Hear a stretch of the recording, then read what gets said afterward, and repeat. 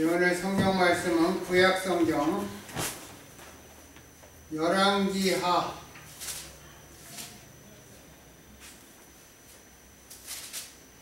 2장입니다. 열왕기하 2장.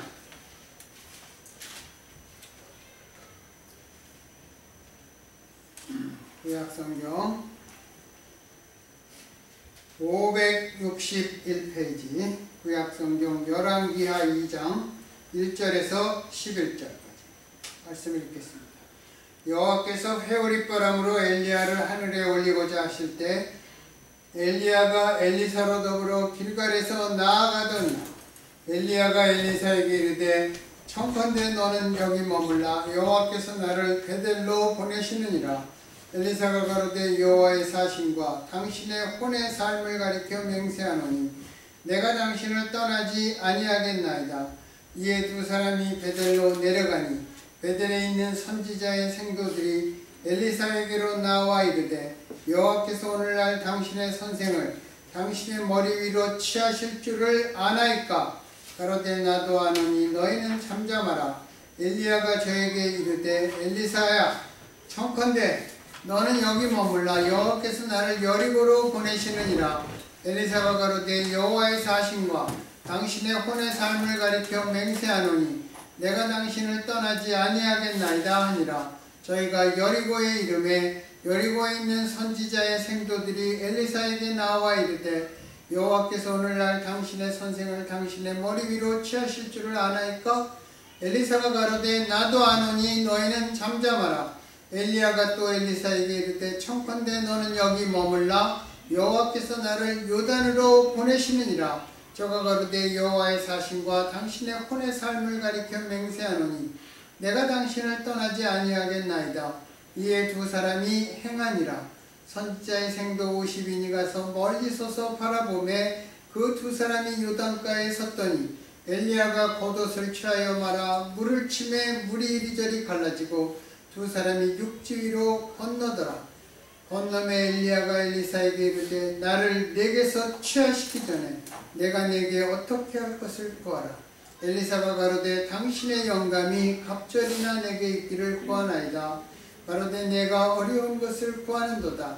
그러나 나를 내게서 취하시는 것을 내가 보면 그 일이 내게 이루려니와 그렇지 않으면 이루지 아니하리라 하고 두 사람이 행하며 말하더니 후련히 불수레와 불말들이 두 사람을 격하고 엘리야가 회일바람을 타고 승천하더라. 아멘. 엘리야에 대해서 엘리야가 그 바알의 선지자 450명 하고 갈멜산에서 그 1대 450의 전투를 벌였던 그러한 엘리야의 이야기를 우리가 전에 나누었습니다. 오늘은 엘리야의 마지막 날 그러한 것을 가지고 우리가 말씀을 한번 생각해 보겠습니다. 우리가 구약 성경에 열왕기하를 보면 그 북왕국 이스라엘 왕 아합의 죽음으로 시작합니다. 열왕기하는 아합의 죽음으로 시작되고 열왕기하 1장 끝은 그의 아들인 아하시아의 죽음으로 끝납니다. 아합이라는 왕은 그 지중해가 북편에 있는 그 시돈의 옛바알의 딸 이세벨과 혼인하면서 바알 신앙을 북왕국 이스라엘의 국교로 삼았던 왕입니다. 그래서 성경은 아합을 스스로 팔린 자라고 말하고 있습니다. 아합은 엘리야로 말미암은 하나님의 모든 기적의 증인이었으면서도 그는 바알을 믿는 신앙에서 돌이키지 않았고 하나님께로 돌아오지 않았습니다. 아합의 아버지인 오므리로 시작된 아합 왕가는 하나님을 버리고 우상을 숭배하였기 때문에 아합 가문은 모두 여호와의 말씀대로 끔찍한 최후를 맞이해서 모두 비참하게 죽었습니다. 여기에 아합의 비극이 있습니다. 아합은 전쟁터에서 그 유다 왕 여호사밧과 같이 나갔다가 자기는 왕이 아닌 것처럼 그냥 평민의 옷을 입고 나갔다가 활 쏘는 자가 우연히 활을 쏘아서 아합이 그 활에 맞아 죽었습니다. 그 아들 아하시아는 난간에서 떨어져 죽었으며 아합의 아내 이세벨은 예후가 그 아합 왕조를 멸망시킬 때 예시 2명이 건물 높은 곳에 창문에서 내려던져 죽었습니다. 그래서 이세벨은 2 손바닥에 뼈만 남아있고 나머지는 다 들깨들이 먹어치웠습니다. 그런 게 다 엘리야가 미리 예언한 것입니다. 그리고 아합의 남은 아들인 70명의 왕자들은 예후의 서신을 받은 그러한 교육하는 사람들이 모조리 한자리에서 다 같은 날 죽였습니다. 이와는 대조적으로 오늘 우리가 읽은 열왕기와 2장에서 신실하고 충성된 그러한 종이었던 엘리야 선지자는 영광스러운 최후를 맞았습니다. 하나님께서 엘리야를 회오리바람으로 하늘로 들어올리심으로 그는 죽음을 보지 않고 하나님의 불수레와 불말들을 타고 승천했습니다. 왜 그랬습니까? 하나님께서는 살아계신 신이고 아합 가문이 멸망을 당할 때 바알은 나타나지 않았습니다. 왜 나타나지 않았습니까? 아합은 단지 우상일 뿐이고 인간이 만든 신이었기 때문입니다. 여호와 하나님이 살아계시며 그분만이 이스라엘의 참 하나님이시라는 사실은 엘리야 선지자의 사역에서 계속 확인된 중요한 강조점입니다. 여호와 하나님께서 살아계신 하나님이라 여리고를 건축한 베델 사람 히엘의 아들들이 죽음을 당했고 바알을 섬기는 이스라엘 백성들이 3년 6개월 동안 가뭄으로 고통을 받았던 것입니다. 여호와 하나님께서 살아계셨기에 엘리야는 그릿 시냇가에서 까마귀가 날아다주는 음식으로 연명하였고 사르밧 과부의 바닥난 기름병과 가륵통은 계속 채워졌습니다. 여호와 하나님께서 살아계셨기 때문에 갈멜산에서 엘리야의 기도에 하늘로부터 불로 하나님이 응답하셨습니다. 닫혔던 하늘문을 여시고 비를 내리셨습니다. 여호와 하나님께서 살아계신 하나님이라 하나님의 종 엘리야를 아합과 이세벨의 칼에서 보호하셨습니다. 호렙산에 갔을 때는 강풍과 지진을 엘리야 앞에 일으키켜 세미한 음성으로 엘리야에게 말씀하셨으며 나봇의 포도원이 이세벨의 음모로 아합에게 넘어갈 때 엘리야를 보내어 아합의 멸망을 선언하셨고 거기서 이세벨의 죽음이 어떻게 될 것이라는 것도 예언하였습니다. 여호와 하나님께서 살아계셨기 때문에 엘리야 선지자는 지상에서 하늘로 옮겨질 때까지의 모든 걸음을 하나님께서 인도하신 것입니다. 오늘 본문은 엘리야 선지자의 지상 사역이 끝나는 마지막 부분입니다. 하나님께서는 엘리야를 데려가시는 마지막까지 당신의 백성들을 돌보시는 그러한 하나님이라는 것을 다시금 보여주고 있습니다. 우리가 오늘 읽은 성경의 1절을 보면 여호와께서 회오리바람으로 엘리야를 하늘에 올리고자 하실 때 엘리야 선지자는 엘리사를 데리고 선지자의 생도들이 공동으로 훈련을 받는 곳인 길갈과 베델과 여리고를 거쳐 갔습니다. 그런데 이 세 곳을 지날 때마다 엘리야는 엘리사에게 왜 그렇게 말했는지는 잘 모르지만 추측하기는 엘리사의 순종과 헌신을 시험하고 그의 신앙 훈련을 위해서였다고 생각합니다. 엘리야의 사역을 눈여겨보면 하나의 커다란 중심이 있습니다. 하나님께 대한 엘리야의 불굴의 헌신입니다. 엘리야 그는 불타는 것과 같은 열정과 헌신을 하나님께 바친 삶을 살았습니다. 그는 바알을 국교로 수입한 아합 왕가와 담대하게 정면으로 투쟁했습니다. 이제 그런 엘리야의 지상사역이 끝나려는 시점에서 엘리야의 후계자가 될 엘리사에게 가장 필요한 것이 있다면 그것은 하나님의 부르심에 대한 불굴의 헌신이었을 것입니다.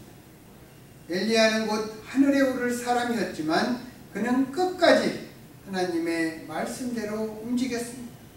그는 엘리사에게 여호와께서 나를 베델로 보내시느니라, 여호와께서 나를 여리고로 보내시느니라, 여호와께서 나를 요단으로 보내시느니라.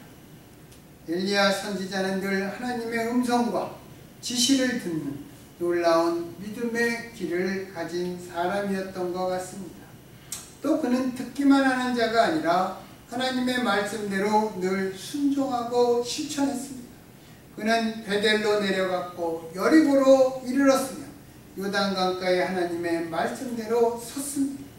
심지어 하나님께서 자기를 죽이려는 아합에게 보이라고 하셨으며 아합을 만나러 갔습니다.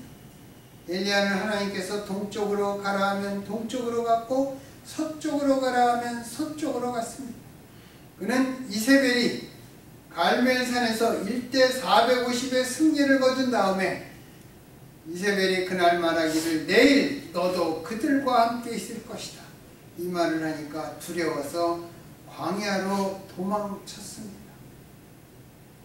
이게 바로 인간의 모습인 것 같습니다. 베드로 사도를 봐도 그렇고 엘리야 선지자를 봐도 그렇습니다. 그러나 그 광야로 도망쳐서 그릿 시냇가에서 까마귀들이 날아다주는 음식을 먹은 그러한 일 단 한 번의 예외를 빼면 항상 그는 하나님의 명령을 듣고 그대로 시행하였습니다.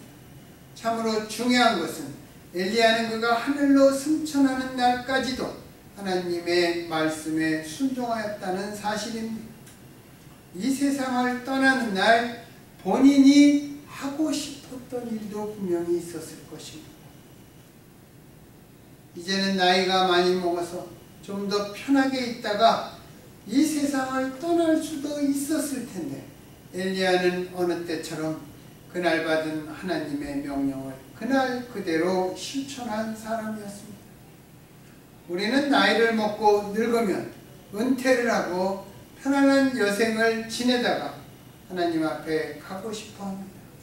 그러나 엘리야가 우리에게 보여준 모습은 날마다 하나님께서 주시는 말씀을 듣고 그 말씀을 실천하며 살다가 주님의 품으로 돌아가는 모습이었습니다. 그는 특별히 천국에 올라갈 준비가 되어 있지 않았습니다. 그는 평소에 사는 모습 그대로 살았기 때문입니다. 그러나 평소의 모습 그대로 살다가 회오릿바람을 타고 하나님 앞으로 갔습니다. 그리스도인들의 삶에서 참으로 중요한 것이 평소 날마다 그대로 살다가 임종을 맞이하는 것인데 이것은 말로는 쉬운 일이지만 실천하기는 어려운 일입니다. 왜냐하면 우리가 이제 나이가 많아서 늙으면 면역력이 약해지잖아요. 그럼 병에 걸려서 병 때문에 의식 없이 죽을 수도 있고 또 우리가 넘어지거나 부닥치는 사고를 당할 수도 있고 또 기력이 떨어져서 우리가 하나님을 부를 수 없는 그러한 혼수 상태까지 떨어질 수 있기 때문입니다. 성도들이 날마다 주시는 하나님의 영적 양식을 받아먹지 않고서 살아가는 것은 모순된 그러한 믿음의 이치입니다. 우리의 몸이 매일 섭취하는 음식으로 지탱되듯이 우리의 영혼도 매일의 영적 양식으로 자라야 건강한 영적인 삶을 살 수 있습니다. 그날 때를 따라 주시는 말씀을 받지 못한다면 어떻게 베델로 여리고로 요단으로 갈 수 있겠습니까? 우리에게도 엘리야처럼 날마다 주시는 하나님의 말씀을 듣고 순종하는 그러한 훈련이 필요할 것입니다. 엘리야는 승천하는 날까지 하나님의 음성을 들었습니다. 그리고 하나님께 순종해서 요단강을 건넜습니다. 엘리야의 평생 사역은 우상을 숭배하고 하나님을 떠난 이스라엘 여호와 하나님께로 돌이켜서 하나님의 말씀과 하나님의 약속 아래로 다시 회복시키는 것이었습니다. 우리가 사는 시대가 그런 시대입니다. 여러분, 지난 3월 달에 PC USA가 또 6월 26일 날 미국 그 대법원에서 정말 이 신앙으로 세워진 이 미국의 정신과는 전혀 반대되는 그러한 것을 했습니다. 우리 그리스도인들이 하나님을 떠난 이 미국을 하나님께로 돌이키는 그러한 사명이 있을 것입니다. 엘리야 같은 사람은 대놓고 얘기를 하겠지만 저는 이제 그런 사람이 그 빌리그리암 목사님 아들 있잖아요. 그 재단에서 부흥회하러 다니는 그 사람이 오바마 대통령을 향해서 아주 대놓고 그런 얘기를 했어요. 당신은 그 말에 보면 당신은 뭐라 그래야 되나 하나님 나라 거기에 속하지 않은 사람일 수도 있다. 그렇게 얘기를 했어요. 참 용기 있는 발언. 우리같이 작은 사람들은 그냥 먼저 우리가 살아가는데 하나님의 말씀이 기준이 되고 우리 가족과 내 친구들 우리가 그러면서 살아가면 된다고 생각합니다. 언약 아래로 회복시키는 것은 먼저 나와 내 가족에서부터 또 우리 교회에서부터 그게 시작되어야 합니다. 엘리야는 국가적으로 공개적으로 그 사역을 충성스럽게 감당하였습니다. 그런데 이 일 못지않게 중요한 또 하나의 사역이 있었습니다. 그것은 다름이 아니라 엘리야가 죽고 난 다음에 다음 세대를 이끌어갈 영적 지도자. 그래서 엘리야는 베델과 여리고 거기에서 선지자의 생도들을 키웠던 것입니다. 그리고 그들의 인도자로 엘리사를 하나님께서 지명하시니까 엘리사를 데리고 자기의 다음 후계자로 삼았습니다. 그래서 엘리사를 데리고 가면서 엘리사에게 하나님의 음성을 듣고 명령에 순종하는 헌신을 할 수 있는지 그것을 훈련시키고 떠나야 했습니다. 그래서 그는 엘리사 보고 너는 여기에 있어라. 나는 베델로 가겠다. 나는 여리고로 가겠다. 요단으로 가겠다. 엘리사가 뭐라고 그랬어요?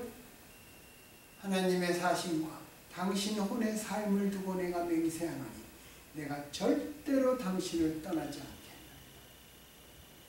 그러고 나서 엘리야가 승천하고 난 다음에 엘리야의 몸에서 떨어진 겉옷 있잖아요.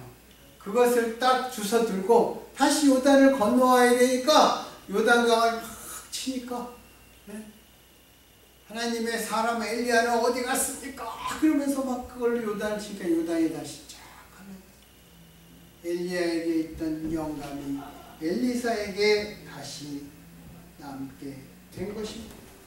엘리사는 그 훈련을 잘 받아서 엘리야가 떠난 다음 세대의 선지자로서 충성을 했습니다. 하나님께서 우리에게 어떤 말씀을 하실 때 많은 부분을 여백으로 남겨놓으십니다.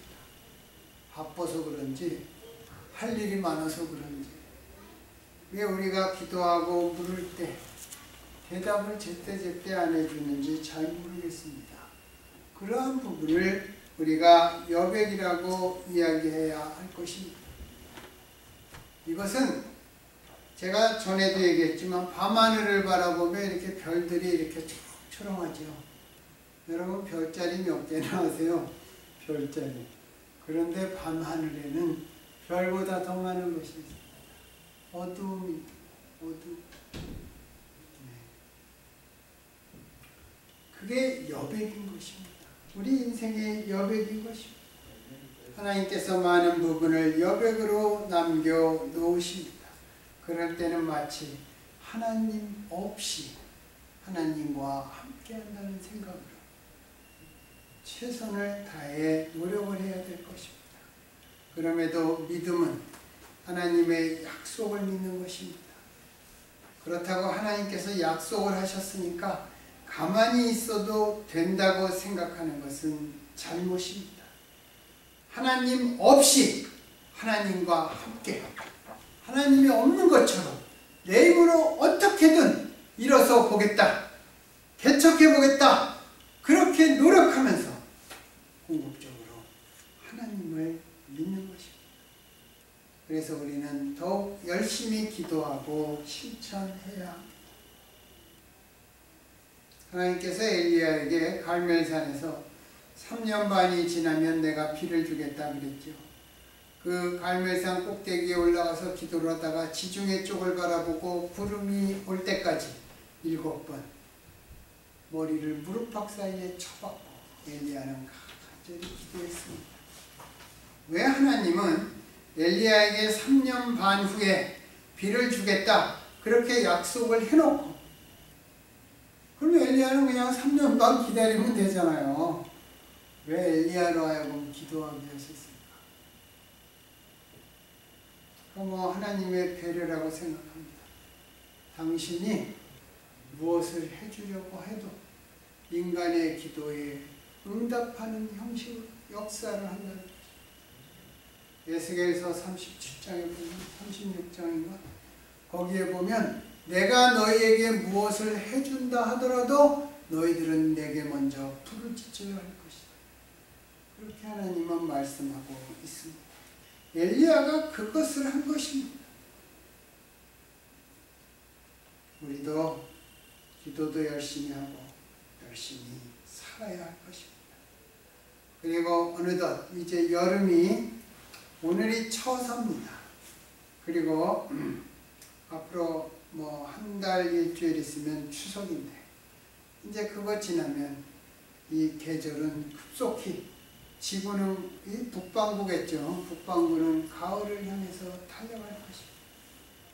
놓쳐버린 기도 제목들을 다시 붙잡고 하나님께서 원하시는 그러한 약속, 그것을 다시 다 끌어모아서, 비록 그것이 내 마지막 날임에도 불구하고 항상 어제나 내일이 아닌 오늘 이 순간을 살아가기를 원합니다.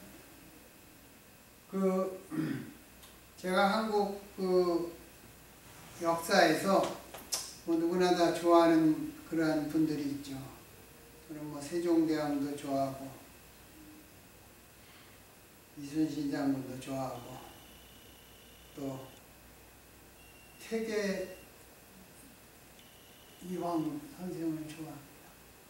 태계 선생의 마지막 말이 그 사람이 안동에서 사람들을 가르치고 서원을 해놓고 있다가 마지막 날이 전 안에 물 줘라, 오늘 안 줬다. 그게 마지막 말.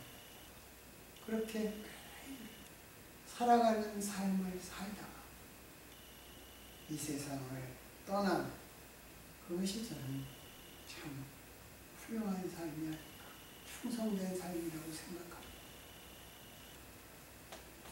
오늘을 산다는 그 생각을 우리가 간직해야 그렇게 살아갈 수 있을 것입니다. 엘리야처럼 또 엘리야에게 임한 그러한 하나님의 역사가 우리에게도 임해서 우리도 어제나 내일이 아닌 오늘을 항상 살아가는 그러한 이 시대의 그리스도인들이 되기를 예수님 이름으로 축원합니다.